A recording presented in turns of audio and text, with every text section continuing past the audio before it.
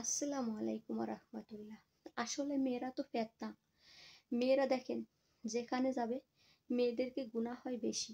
তাই তো TikTok platform হোক আর ফেসবুকে হোক আর ইউটিউবে হোক সব জায়গা। তারপরে একটা কথা কি জানেন, যে ফেতনার যুগ, ফেতনার দুনিয়া। তো আমাদের নফসকে যদি আমরা কন্ট্রোল রাখি, আমাদের নজর যদি কন্ট্রোল রাখি, আমাদের মন যদি কন্ট্রোল রাখি, তা সব কিছু কিন্তু সম্ভব। আর মন নফস নজর যদি কন্ট্রোল না রাখি, তা দেখেন অনলাইনেও মেয়ে আছে, গাড়ির ভিতরেও মেয়ে আছে। আপনি কোথায় গেলে মেয়ে নাই?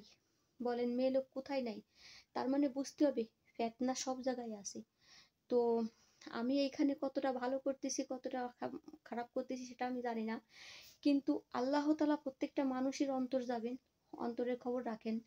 আমি এখানে কোনো ফিতনার সৃষ্টি করতে আসি নাই।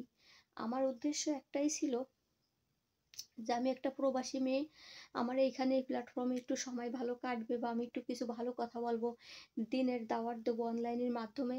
বা আমার প্রবাসী আরও যারা বোনরা আছে নাইসে মাইসে ভিডিও যাতে না বানাই, আমার ভিডিওগুলো দেখে দেখে তাদের হয়তো অভ্যাসটা চেঞ্জ করে ফেলতে পারে, যে আমার ওই আপুটাও তো প্রবাসী একটা মেয়ে, তো তিনি তো পর্দা করে কথা বলে কত সুন্দর করে ভিডিও বানায়, আমরা এইভাবে ভিডিও বানাবো।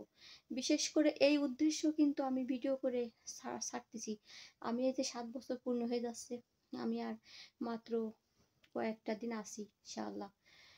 তো এতটা বছর আইছি, আমি কিন্তু অনলাইনে আইছি, ফেসবুকে আইছি 4 মাস, ইউটিউবে হয়তো 1 বছর। তা এতটা ভিডিও ইউটিউবে আপলোড করতাম না, এখন যত আপলোড করি। তা যাই হোক, আপনারা সবাই ভালো দৃষ্টিতে দেখবেন, ভালো মন দিয়ে দেখবেন। মনে করবেন আমার একটা আন্টি বা আমার একটা বোন, একটা ভালো কথা, সবাই সবাই কিন্তু ভালো কথা, ভালো কথা শুনতে চাই, খারাপের দিকে কেউ চায় না। তো আমরা যদি সবাই সবাইকে ভালো একটা উপদেশ দিই, ভালো একটা কথা বলি, কার কথা কখন আপনার কাজে লাগবে সেটা কি আপনি জানেন? কেউ কখনো জানে না যে কার কোন কথাটা আমার কাজে লাগে। তাই দেখেন, আমরা সবসময় জন্য ভালো কথা বলবো। আপনি আমার একটা ভিডিও ছাড়বেন যে আপনার একটা কথা আমার কাজে লাগতে পারে, উপকার হতে পারি আমি।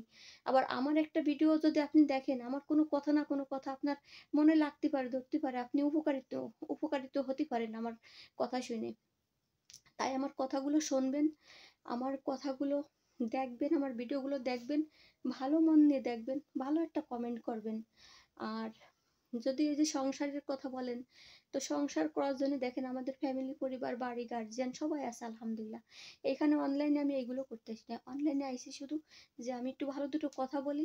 সৌদি আরবরা কিভাবে মারে খেদমত করে, বাপের খেদমত করে, কিভাবে তারা ধর্ম করে, কিভাবে পর্দা করে, কিভাবে দেওর দেখলে দূরে থাকে, তারপরে পরপুরুষ দেখলে দূরে থাকে, পর্দা করে। আমি ঠিক এই এই বিষয়ের উপরে তুলে ধরার জন্য যথেষ্ট চেষ্টা করে যাচ্ছিলাম, আর এখনো পর্যন্ত করতেছি। যাই হোক, সবাই ভালো থাকবেন, সুস্থ থাকবেন। আল্লাহ হাফিজ।